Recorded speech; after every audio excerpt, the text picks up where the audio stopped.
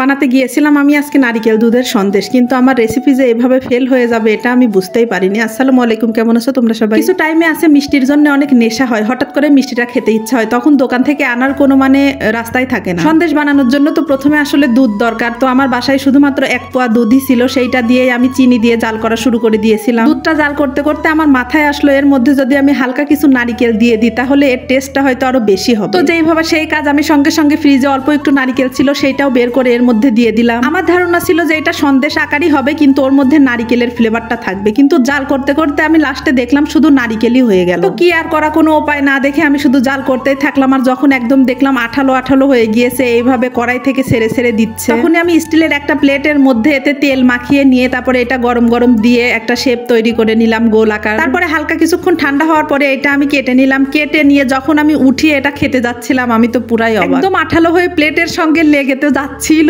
চিমড়ে হয়েছিল, কিন্তু খেতে টেস্টটা আসলে অনেক ভালো হয়েছিল। কিন্তু এটা আসলে কোনো কিছুই তৈরি হয় না, আসলে কি হয়েছে আমি নিজেও জানি না। আজকে রিসার্চে তো আমি ফেল মেরে গিয়েছি, নেক্সট টাইম আমি আবার অন্য কিছু ট্রাই করব, সেই দিন কি হয় আমি তোমাদেরকে জানাবো। দেখা হবে নেক্সট ভিডিওতে। আল্লাহ হাফেজ।